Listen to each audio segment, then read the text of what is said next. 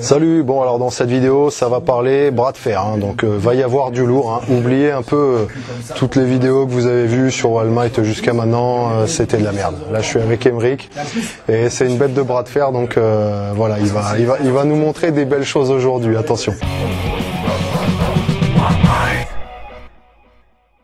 Bah, est-ce que tu peux dire un peu ta carrière en bras de fer, ce que tu as fait, tout ça? Disons que ça fait 4 ans maintenant que je pratique. J'ai commencé en 2011, j'ai fait pas mal de sport avant, sport de force, sport de combat. Je suis venu au bras de fer un petit peu par hasard, j'ai découvert ça un petit peu peut-être comme vous, par internet. Et donc j'ai découvert que c'était vraiment un sport à part entière, catégorie poids. Ça s'apparentait beaucoup à un sport de combat. Je compare ça beaucoup avec du judo, mais du judo vraiment avec le haut du corps et les mains. C'est-à-dire qu'il y a un aspect très physique, comme le judo, il y a un aspect énormément technique et même tactique dans le bras de fer. Il y a des catégories de poids, d'âge, etc. Et il y a des niveaux amateurs et des niveaux professionnels.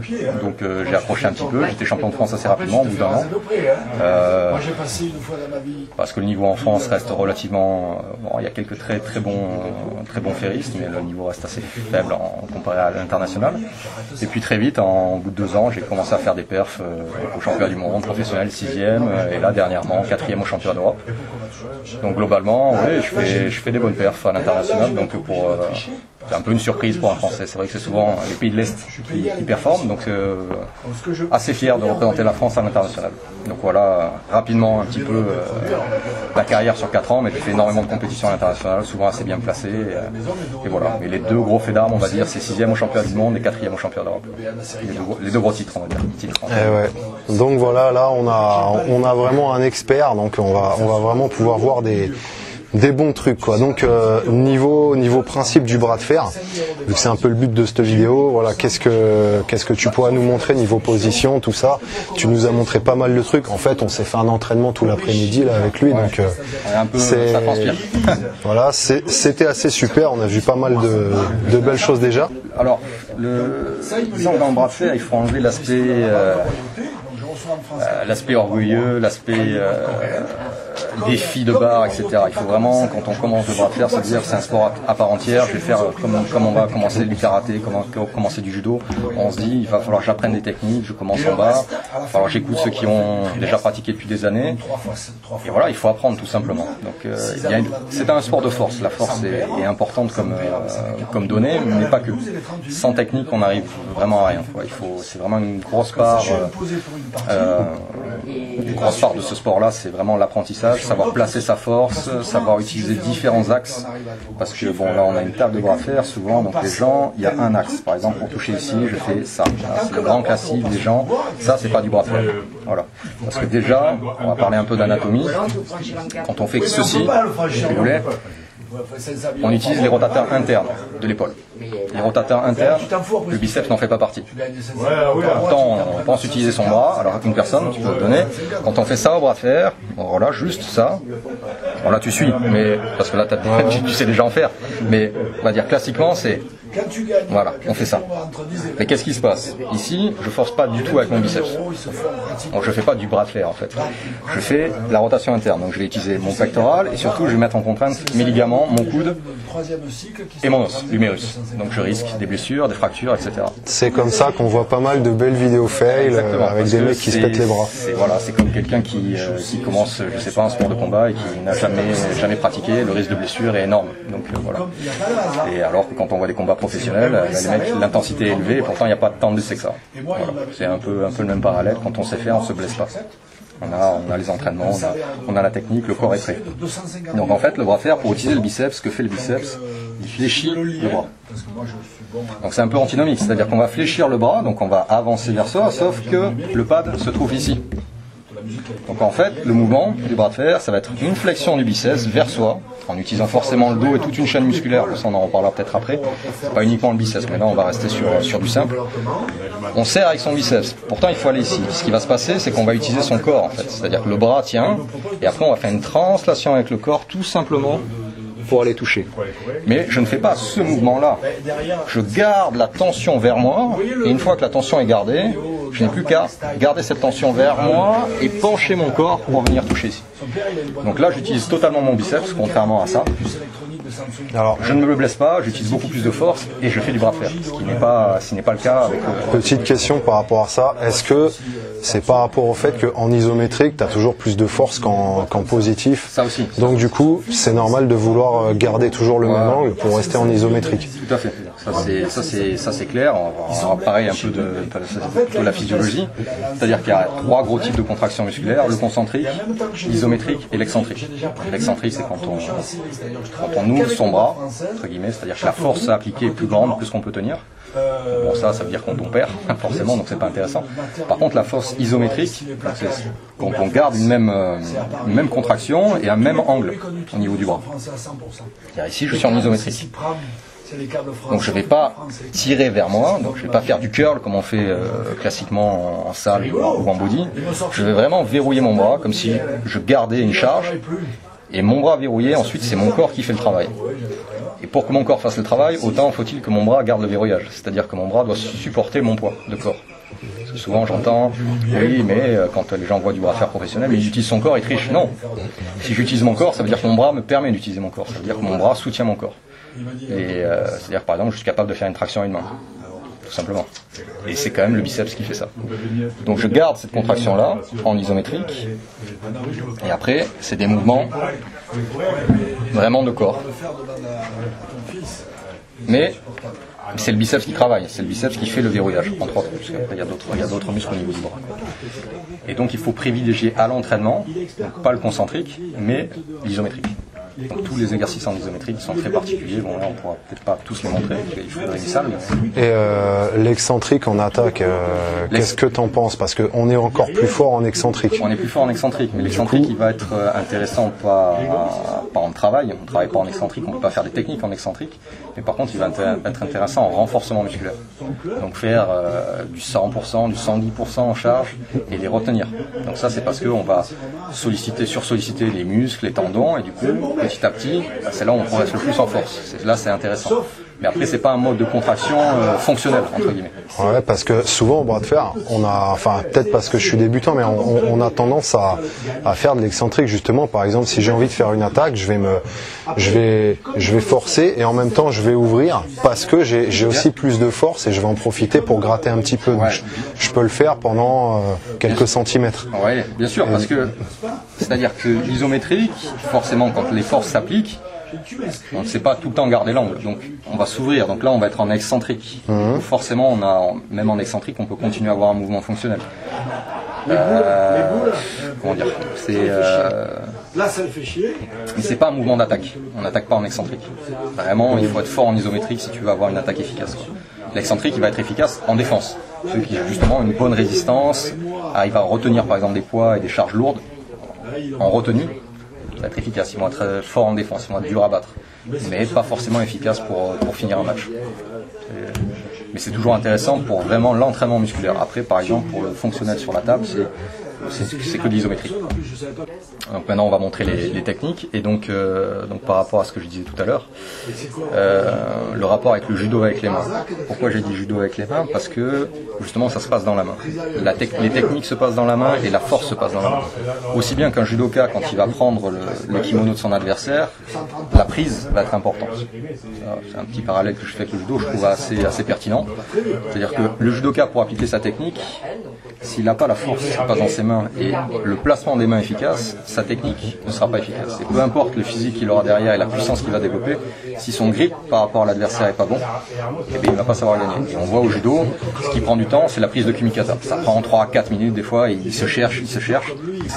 Parce que c'est le plus important. Sans ça, on ne fait rien. Et au bras de fer, c'est un petit peu la même chose. C'est-à-dire qu'au bras de fer, quand on prend une main d'un adversaire, tout se passe ici. Il faut que la puissance, en fait, c'est-à-dire il y a un entraînement spécifique pour développer la puissance de la main, donc intrinsèque de la main, des muscles intrinsèques, des doigts, du poignet, pronation, supination, flexion de poignet, flexion de doigt. Parce que ça va être le maillon faible. C'est par là, c'est par ce maillon-là que toute la force du dos, du corps, du biceps, de l'avant-bras va passer. Si la main n'encaisse pas cette force-là, peu importe que, je sais pas, je tire 200 kg avec mon dos, peu importe si ma main ne le tient pas, au final, il y a 0 qui passe. Je prends des fois aussi cet exemple-là, si j'ai 400 watts de puissance dans le biceps et qu'il n'y a que 20 qui passent dans mon poignet, et bien à la fin j'ai 20 watts de force, tout simplement. Pourtant, je suis capable d'en développer 400. Mais mon poignet ne les tient pas, donc au final j'ai 400 watts de force théorique, mais j'ai 20 watts de force fonctionnelle.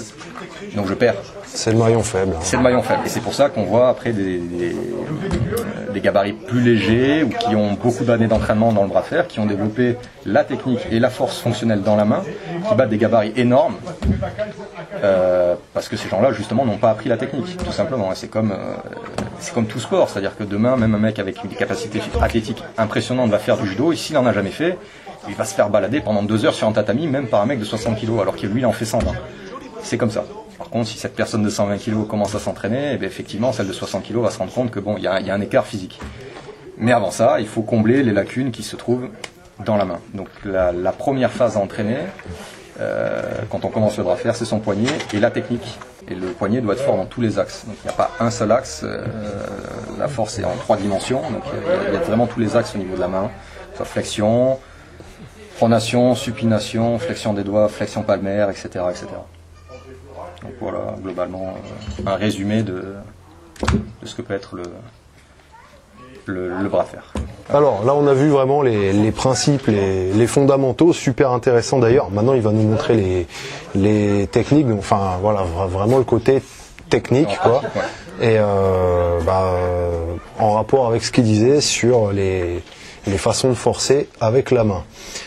Okay, on va commencer par donc l'extérieur, le top roll. En fait, l'extérieur, qu'est-ce qui va se passer? Pour moi qui vais faire l'extérieur, en fait, je vais attaquer la main de l'adversaire, vraiment totalement la main, et surtout vraiment les doigts de l'adversaire et vraiment le poignet.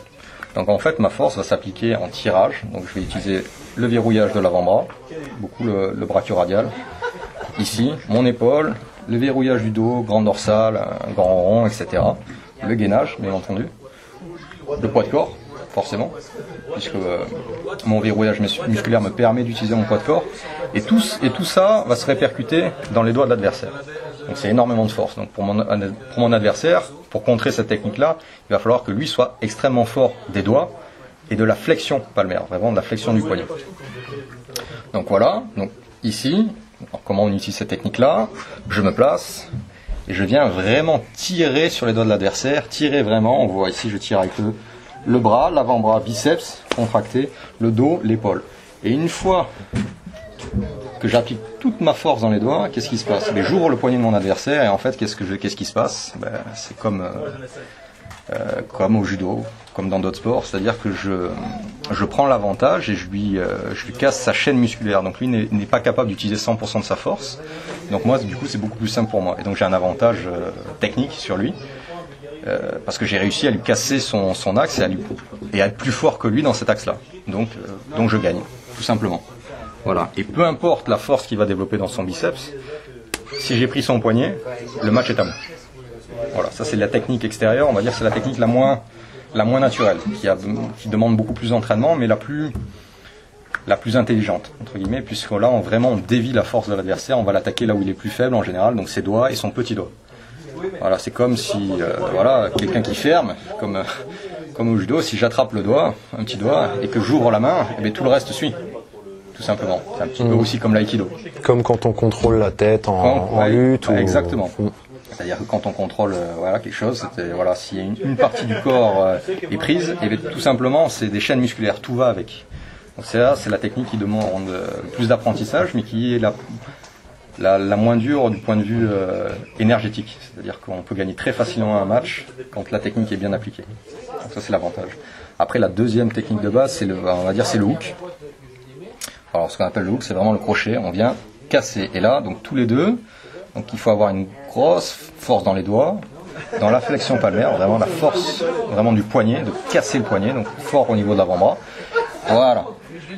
Là le problème c'est que si l'adversaire est fort, on va prendre totalement son biceps. Même si on a bien cassé son poignet, c'est une technique qui demande un peu plus de force, moins moins intelligente entre guillemets, bien que c'est une technique comme une autre, mais qui est plus physique, plus dure et qui demande plus d'énergie, surtout si on tombe sur un adversaire qui est très fort au niveau du banc. Voilà, on est comme ceci. Une fois donc on casse là, voilà, on utilise le bras, toujours le dos de toute manière. On vient donc utiliser son biceps, tirer vers le dessous et amener sur le côté. Toujours la translation du corps qui est importante. Donc voilà, ça c'est une autre technique qu'on appelle le hook. Et là, enfin, une des troisièmes techniques, c'est celle qu'on appelle le triceps, la presse au niveau du triceps. Donc là, on va utiliser vraiment, c'est assez traumatisant au niveau des ligaments, mais on va utiliser donc la poussée au niveau des ligaments et son triceps. Donc c'est assez, ce que je disais tout à l'heure, c'est-à-dire qu'on utilise vraiment toutes les parties du corps. Le triceps aussi travaille au bras de fer, il n'y a pas que le biceps. Et donc vraiment, et là, on va vraiment essayer d'écraser l'adversaire et de lui écraser son triceps avec son biceps avec le triceps. Comme ceci. Donc vraiment, voilà. Et là, en même temps, tu casses le poignet. Enfin, en même temps, il faut toujours, de toute manière, il y a une composante aussi de travail dans le poignet, parce que si mon poignet est pris, ma presse ne va pas aussi bien marcher. Donc il faut que je le contrôle de toute manière au poignet, même quand on fait une presse avec le triceps, il faut quand même toujours avoir la flexion du poignet et la flexion des doigts assez forte pour pouvoir appliquer la presse. Si justement l'adversaire en face utilise un extérieur, donc il me prend le poignet, et bien je ne sais plus, effectivement, utiliser mon triceps. Alors peu importe, j'étais peut-être très fort du triceps, mais j'ai pas su appliquer ma force puisqu'il l'a dévié. D'où ce que je disais tout à l'heure, c'est une technique plus maligne, on va dire. Truc important, j'ai oublié de mentionner, c'est donc la pronation. Pronation, c'est quoi? C'est la rotation de la main dans ce sens-ci. Vraiment, ceci. Pourquoi? Parce que quand on travaille ceci, en fait, c'est du contre. C'est-à-dire si l'adversaire est fort en flexion, moi je dois être fort en rotation. Puisque quand je vais fléchir ici, je vais casser sa rotation à lui. Par contre, si lui, effectivement, il tourne, eh bien, il m'empêche de casser. En fait, c'est action-réaction quelque part. C'est-à-dire que si ma rotation est forte, voilà, si sa rotation est forte, il tourne fort, et qu'est-ce qui passe, tourne complètement, et hop, il m'ouvre le poignet. Et contrairement, si moi ma flexion est forte, eh bien, je prends sa rotation. Et moi je prends un avantage. Si lui il a plus de rotation, je prends un avantage. Et si moi j'ai plus de flexion, lui il prend un avantage, tout simplement. Donc en fait, cet entraînement-là, très spécifique du bras de fer, je pense que le seul sport qui entraîne très fort les rotateurs, c'est avec le tennis, quand ils en haut. Donc ça va être le carré pronateur et le rond pronateur. De toute manière, il n'y a que deux muscles pour faire ce mouvement-là. Et c'est des muscles très spécifiques très spécifiques au bras de fer en fait. Hein. Et tous les ferristes de haut niveau ont des pronateurs extrêmement puissants, qui permet de casser le poignet de l'adversaire. Et c'est vraiment, même sans serrer la main, là, vas-y, force, un peu, casse en cassant, tu vois, casse ton poignet, voilà, ouais, si tu voulais casser, ouais. Et en fait, voilà, si moi je tourne, vraiment, pas en hook, tu vois, même comme si tu voulais gagner, voilà, même sans, voilà, reste dans cette position-là, maintiens, même sans fermer, etc., si je fais juste ceci, vous voyez, ce qui se passe, son poignet à plat, il se casse. Et en fait, en top roll. Voilà. Et je gagne sans forcer même. C'est-à-dire que, vas-y, même force à fond, tes forces. Voilà. Voilà, je me pends là. Si je le tiens là, hop, je tourne. Effectivement. Et une fois que j'ai pris son poignet en rotation, peu importe la force qu'il a ici, je déroule. Et je gagne facilement. Par contre, si, effectivement, je suis là et que je suis obligé de le remonter sur le biceps, ça me demande beaucoup plus de force. C'est pour ça que je disais tantôt, il faut falloir que j'arrête avec ça, avec ce belgicisme, comme je disais donc tout à l'heure, c'est vraiment donc une technique qui permet d'éviter de se fatiguer, d'user beaucoup d'énergie pour battre un adversaire. Parce qu'effectivement, s'il part encore dans cette position-là, comme il fait de la muscu, donc voilà, hein, on sent qu'il y a beaucoup de force dans le biceps. Pour remonter, ça va me demander de l'effort. Par contre, si je casse ici son poignet, ouais, peu importe, après j'ai plus besoin de trop forcer, je déroule. J'ai pas besoin de forcer, puisque j'ai cassé son axe de force, et il sait plus utiliser sa chaîne musculaire. Par contre, si je lui laisse le poignet pris, ben là il va utiliser tout son axe, son avant-bras, son biceps, son dos, et là il va utiliser toute sa puissance. Et là ça va être beaucoup plus dur pour moi de le remonter. Et je vais devoir utiliser beaucoup plus d'énergie, forcément aussi très fort dans mon biceps. Donc là, paf, si ma pronation est très forte, j'ai un avantage direct. Donc ça c'est très important à travailler. Dès que j'ai le poignet cassé, en fait, je suis obligé d'ouvrir l'axe de mon coude, l'articulation du coude part, et il y a tout de suite plus la même puissance, forcément. Effectivement, même on peut faire une démonstration à deux mains. Alors, on va faire à deux mains. Là, si effectivement tu vas tenir, je vais te pousser sans prendre le contrôle du poignet. Vraiment pousser, je vais prendre ces deux bras.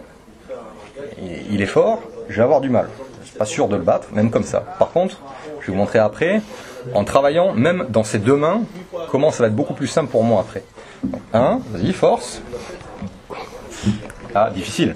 Il est fort, deux mains, c'est compliqué pour moi.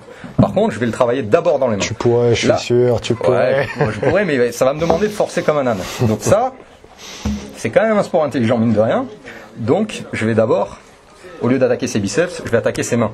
Et même à deux mains, si j'attaque ses mains, eh bien, ça va être beaucoup plus facile d'ouvrir ses deux biceps. Vas-y, force pareil. Voilà. Du coup, qu'est-ce que j'ai fait? Moi, j'ai attaqué que ses mains. J'ai mis la même force que tout à l'heure. Tout à l'heure, pouf, j'ai buté. Combien tu fais à biceps à deux mains? Moi, en curl. Oh, j'en sais rien sur mes maxi en curl. Je fais pas trop de curl en fait. Pas trop de curl? Mais bon, tu fais des tractions à poids de corps à combien? Combien de tractions à ton poids de corps? Oh, 25. Enfin, après, en traction, je soulève 45 à peu près. 45 en lesté, ouais. C'est énorme, tu vois. En série, en plus, pas sur une. En faisant une seule, à 45 avec 45 lestés. C'est mon max, oui. Ouais, c'est déjà, voilà. Ben, disons que c'est ton poids de corps, plus 45 lestés. Voilà, en curl, je suis fort sur un bras, mais je suis pas aussi fort que ces deux bras. Pourtant, je viens de me battre assez facilement. Pourquoi? Parce que ma main, par contre, une seule main est bien plus forte que ces deux poignets. et parce que c'est des forces très spécifiques qui s'entraînent. Et du coup, comme j'ai pris ces deux poignets, eh bien, il n'a pas pu utiliser 100% de la force de ses biceps. Et du coup, voilà, moi, mon biceps tout seul a réussi à battre ses deux bras. Tout simplement. Et là, c'est vraiment alors, je peux essayer de le battre en vraiment dedans, mais c'est pas sûr, et je vais perdre énormément d'énergie. Et là, le fait de prendre uniquement les poignets, donc d'avoir travaillé ma force, la force des mains et la force du poignet, mon poignet, un seul de mes poignets est plus fort que ces deux, et bien je gagne assez facilement en fait au final. Alors que juste avant, on a bien vu que ça allait commencer à être un match, quoi. Ça allait être très difficile. Et là, j'ai juste déroulé justement la rotation, ce que je disais qui est très forte quand on fait beaucoup de bras fer, cette rotation-là qui a ouvert ces deux poignets. Donc l'ouverture des deux poignets a fait que j'ai ouvert ces deux biceps, tout simplement. Et son dos, tout. Parce que là, il faut ouvrir le dos, les biceps, etc. Sur un bras, c'est compliqué, même si on est très fort. C'est un sport de poignet, en fait. C'est un peu un sport de poignet, mais c'est même comme tous les sports. C'est-à-dire que demain, quelqu'un qui fait de l'haltérophilie, demain, quelqu'un qui fait du judo, quelqu'un qui fait un sport où il faut attraper un lutteur. Un lutteur n'a pas que des bras. Un lutteur a une force extraordinaire dans les mains, puisqu'il doit attraper son adversaire. Et en fait, tous les sports, en fait, quelque part, même quelqu'un qui va soulever une barre, à part les bodybuilders parce qu'ils mettent beaucoup de straps, mais en powerlifting, on n'a pas le droit d'attraper la barre avec un strap. On l'attrape avec son grip. Donc si demain on a la force dans le dos pour soulever, mais que les mains ne tiennent pas, et ben la barre elle reste au sol, tout simplement. Voilà. Et tout passe par là en fait. On pense souvent les bras, mais le plus important dans n'importe quoi, que ce soit demain pour faire un déménagement à la maison, si on n'a pas les mains, on a le dos, on a les bras, mais on n'a pas les mains. Donc il reste sur place. J'ai vu que tu avais un exercice sympa justement pour développer le grip avec ton deadlift à une main. Ouais, le soulevé à une main. Ton fameux deadlift. En fait, il a une vidéo, il prend un deadlift à 180 kg avec une main. Voilà, il faut équilibrer la barre. Donc voilà, c'est vraiment la main. Donc du coup voilà. Alors, ouais, c'est la main. J'ai essayé après. Là, je fais moitié moins quoi. Ouais, voilà. Et du coup, moitié moins, voilà, du coup, ouais, c'est déjà pas mal en plus. 90 kilos, c'est déjà bien. Hein. 90, je l'ai pas passé. Ouais. 80 est passé, ouais, 85, ça doit le faire. Un petit peu, mais 90, c'est déjà pas mal. C'est vraiment ça qui est important. Et c'est ce que les gens négligent totalement. C'est-à-dire que c'est pareil demain, même en sport de combat, que ce soit la lutte encore, ou la lutte, le judo, etc. Un judoka a forcément des mains puissantes. Le grappling, c'est quoi? C'est attraper. Si quelqu'un ne sait pas attraper son adversaire, il peut appliquer aucune technique, en fait, aucune force. Donc le bras de fer n'échappe pas à la règle. C'est-à-dire que oui, effectivement, le bras est important. Comme je disais, si on n'a pas le verrouillage, même si on a le poignet pris, si on ne sait pas utiliser son corps parce que le bras s'ouvre, eh ben, on va pas gagner. Mais le plus important, c'est le poignet et la main. Quand on a le poignet et la main, en fait, quelque part, après, le reste du corps suit. Et souvent, en fait, la différence entre quelqu'un qui commence, surtout quelqu'un qui a eu l'habitude de faire beaucoup de musculation, c'est-à-dire qu'il va être très fort des épaules, très fort du dos, très fort du bras, mais le point faible, ça va être le poignet. Et l'erreur majeure que font les gens, c'est « Ah, je perds au bras de fer, ça veut dire que j'avais pas assez de force dans le bras ». Souvent, c'est faux. Le bras était assez fort, mais par contre, la main n'était pas assez forte. Donc, il faut s'entraîner sur le poignet et la main, ça, c'est la base. Il y a des exercices spécifiques, peut-être que tu montreras vraiment. Je ferai une vidéo des sur exercices ça. De musculation spécifiques, ça c'est bien au départ pour renforcer, et après pour être bon dans n'importe quoi, il faut pratiquer de toute manière, parce que pour faire un transfert de force efficace dans n'importe quel sport, c'est-à-dire qu'il faut pratiquer une musculation spécifique et derrière faire le transfert dans le sport qu'on fait. Voilà, un footballeur il va faire des squats, mais derrière il va aller faire des accélérations, des changements d'appui pour que le squat qu'il vient de faire soit efficace. Si on fait que du squat, ça ne veut pas dire que demain on va courir vite. Il faut faire du squat avec un entraînement de vitesse derrière, un entraînement sur piste, et là l'exercice de squat va être efficace dans ce qu'on va faire. Il y a plein de mecs qui squattent 300 kg, ils courent pas vite, voilà. Donc ils pourraient, mais il faudrait qu'ils changent un petit peu leur type d'entraînement. Donc voilà, c'est vraiment les. En fait, disons que le plus gros problème des gens quand ils abordent le bras de fer au départ, c'est qu'ils n'ont pas une. Ils vont aborder n'importe quel sport. Demain, ils font de l'aïkido, du karaté, ils vont aborder ça comme un sport. Donc ils vont apprendre, ils vont écouter, ils vont apprendre des techniques, etc. Souvent, la plus grosse erreur, c'est d'arriver dans ce truc et dire ah c'est bon, voilà, il faut être fort, il faut faire. Non, c'est exactement pareil que n'importe quel sport. Il faut l'aborder en essayant de comprendre comment il faut s'entraîner, quels muscles travaillent, écouter les conseils, quelles techniques appliquer, réapprendre, répéter. Puis après, petit à petit, on devient bon, tout simplement. Mais ça prend du temps. Et en général, il ne faut pas se décourager, parce que souvent c'est ce qui se passe. C'est-à-dire qu'au bout de 2-3 mois, les gens se découragent parce que c'est dur, c'est un sport qui est dur, et on devient bon, on commence à utiliser 100% de son potentiel à partir de 2-3 ans d'entraînement. C'est long, mais voilà, si on approche, c'est la période qu'il faut pour commencer à vraiment utiliser sa pleine puissance dans ce sport-là. Le temps de se dérouiller, trouver son style aussi, tout ça, quoi. Ses techniques, plein de choses, que le corps s'adapte, que les tendons s'adaptent, que voilà, le poignet se renforce, ça met du temps à renforcer un poignet, c'est un peu frustrant au départ aussi. Donc voilà quoi. Pour prendre mon exemple personnel, moi j'ai commencé, je faisais du powerlifting, j'étais déjà champion de France, je faisais des barres à 200 kg développé couché. J'ai commencé le bras de fer et je perdais contre des mecs de 60, 70 kg. Je me dis tiens, mais ils sont pas plus forts que moi. Effectivement non, ils étaient pas plus forts que moi, mais ils savaient faire du bras de fer et pas moi. Et donc voilà, j'ai appris. Et puis très vite, en quelques mois, voilà, une fois qu'on apprend à mettre sa force, et du coup, on se rend compte qu'on est plus fort. Mais c'est un apprentissage, ça prend du temps, etc. Et après, quand c'est en place, on utilise 100% de son potentiel, et puis là, on progresse assez rapidement par la suite, quoi. Mais c'est vrai que c'est un peu frustrant au départ parce que on peut perdre très rapidement des matchs, pas comprendre. C'est comme un peu tout, hein. Si demain on monte pas sur un ring de boxe sans avoir fait de la boxe, on monte pas sur un tatami sans avoir fait du judo ou du grappling, ou voilà, il faut des années d'entraînement, tout simplement. Ouais, ça c'est un peu le truc qui choque des fois. En fait, le bras de fer, il y a pas beaucoup de gens qui connaissent. Du coup, voilà, on imagine ça comme tu disais, un truc de bar, force contre force, limite c'est des histoires d'alcooliques, quoi, un petit peu, et puis voilà, quoi. Mais en fait, c'est super technique, il y a des trucs, c'est riche en fait.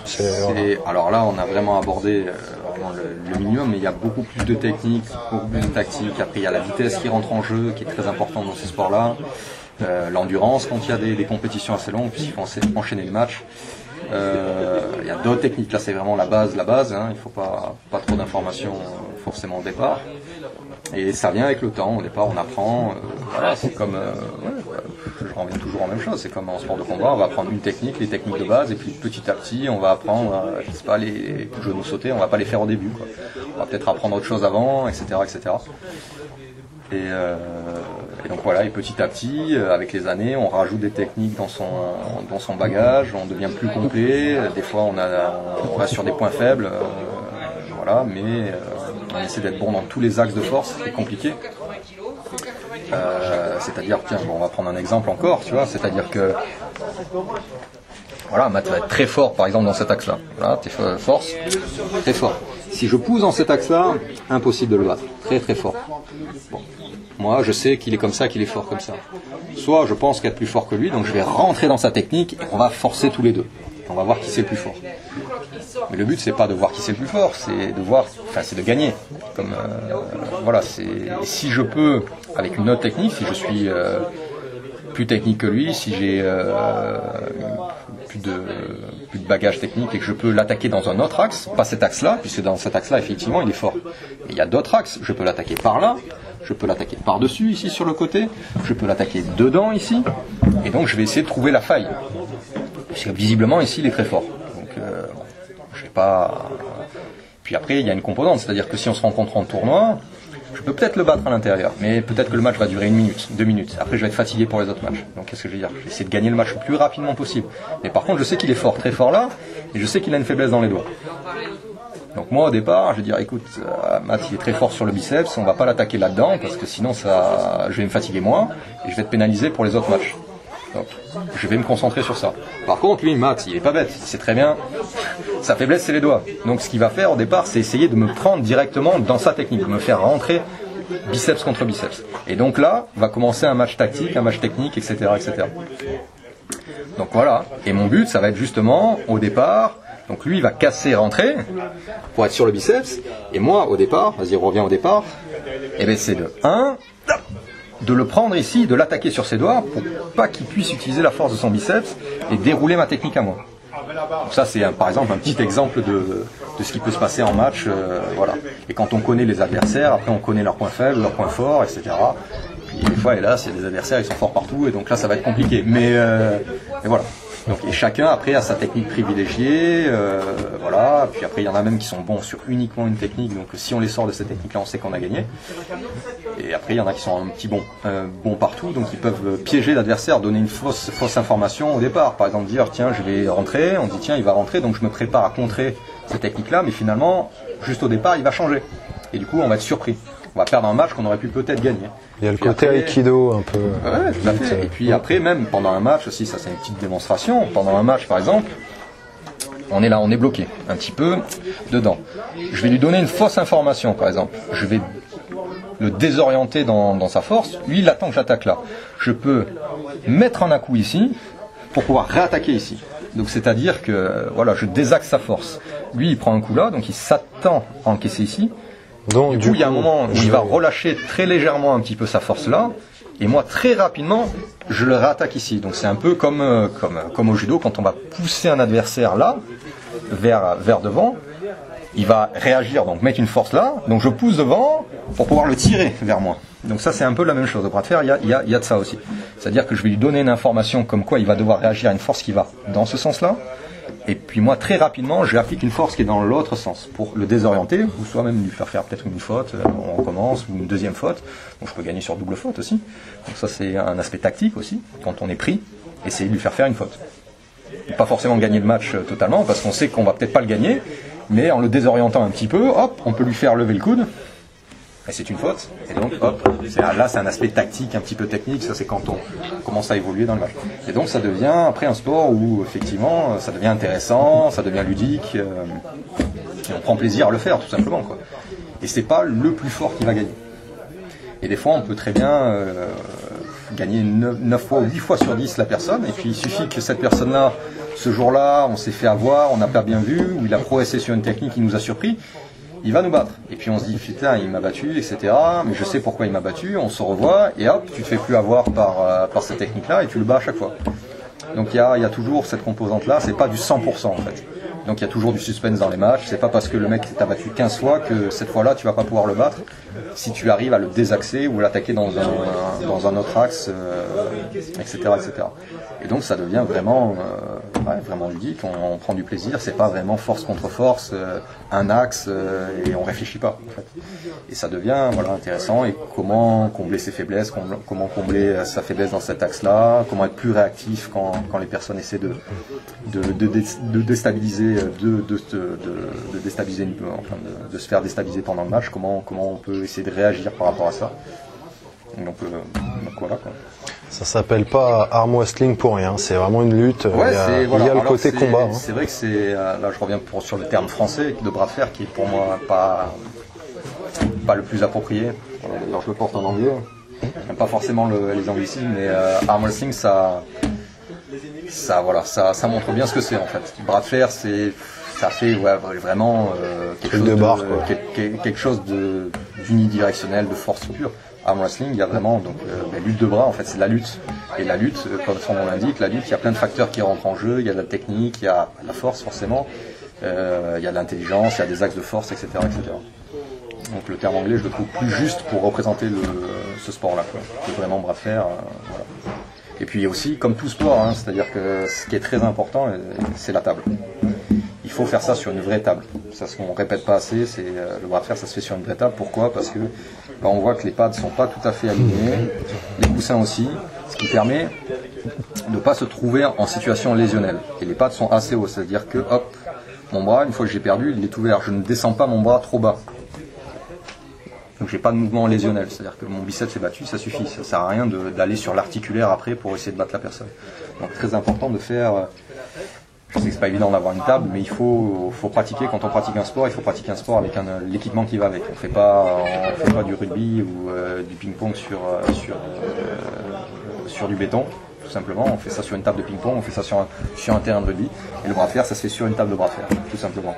Peut-être qu'un jour il y aura des tables de bras de fer à D4 qui seront vendues. Ouais, peut-être. Mais ça serait bien qu'il y en ait dans chaque salle de sport, etc. Ça c'est un jour peut-être. Mais ce qui est très important, c'est vraiment la table qui est importante pour éviter d'une les blessures. Et après c'est là où on peut appliquer vraiment toutes les techniques. Du bras de fer, quoi. Quand on fait ça au bord d'une table de bar, qu'est-ce qu'on risque à part de se blesser? Pas grand chose, enfin on risque que ça justement. Voilà, donc ça fait déjà une belle vidéo. Il nous a parlé de pas mal de trucs assez puissants, des principes mine de rien assez profonds, hein. C'est pas des trucs forcément de débutants, donc vraiment c'était super intéressant. Et enfin voilà, c'était les fondamentaux mais bien approfondis quand même. Après, approfondi, enfin, c'était vraiment intéressant. Plus de structure, mais c'est pour une première vidéo, on dit c'est pas trop mal, mais on en fera d'autres de toute manière. Avec plaisir. Ouais. Et voilà, donc nous on s'entraîne dans les Cévennes au bras de fer. Donc si vous êtes vers les Cévennes et que ça vous branche, si ça vous a attiré, je mets le lien du groupe Facebook et du site et tout dans la description. Vous pouvez m'envoyer un mail aussi si ça vous branche de venir bosser avec nous. Si vous n'êtes pas dans les Cévennes, loin d'Alès et tout, il y a le link de la fédération de bras de fer aussi. Vous pouvez les contacter. Ils auront peut-être des gars près de chez vous qui auront envie d'en découdre un petit peu et qui pourront vous apprendre des trucs. Et voilà quoi. Après c'est une bonne discipline spécifique. Bon, moi en plus les bras c'est mon point faible, donc c'est assez intéressant de les travailler.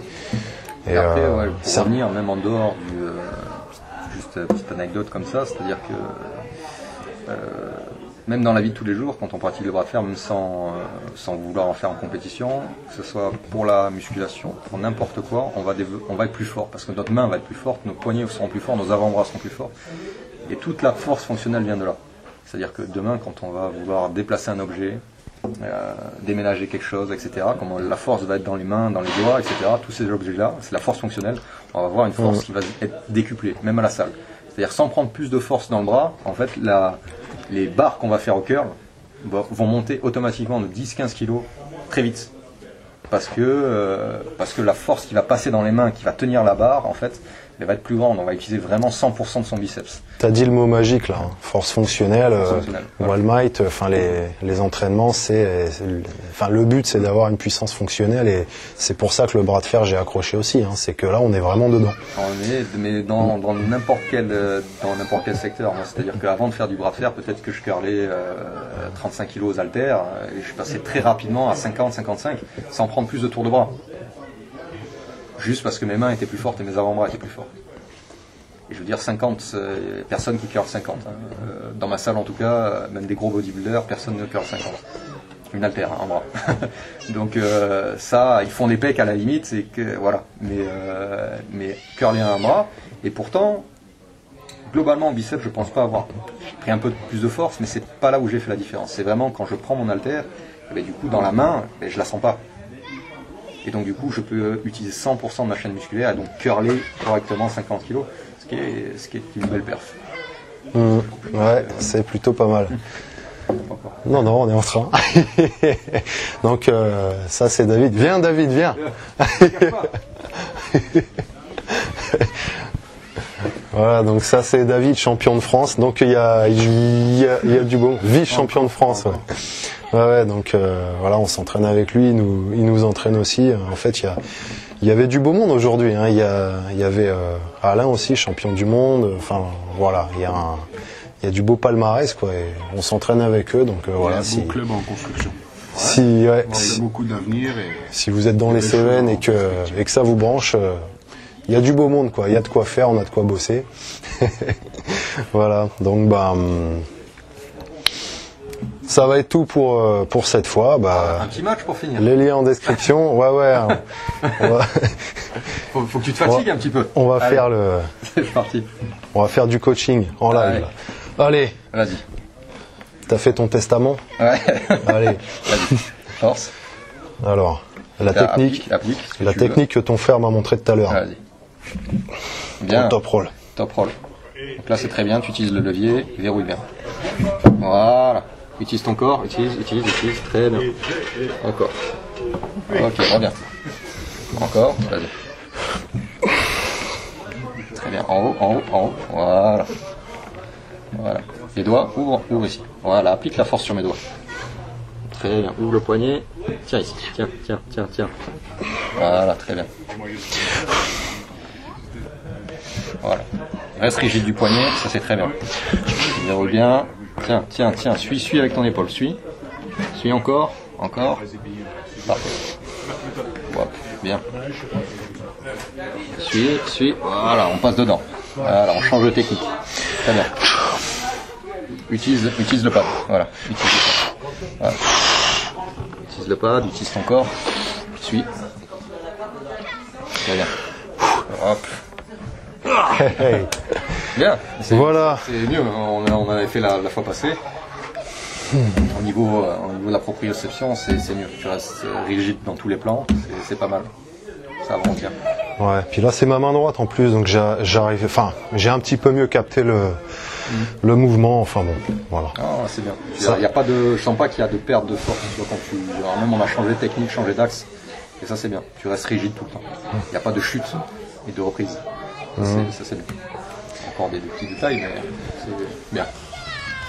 Ça progresse, comme quoi, avec l'entraînement, ça va vite. Ouais, voilà. Peut-être à bientôt sur une table comme celle-là alors. Et j'espère que ça vous a plu. Si vous avez regardé jusqu'ici, c'est que ça vous a intéressé un minimum, donc c'est super. Aymeric, c'était un plaisir. Merci. Puis voilà, on va se rentrer et puis à bientôt pour un autre training, j'espère. Ouais, une autre vidéo. Encore mieux. Ouais, ça marche. À plus.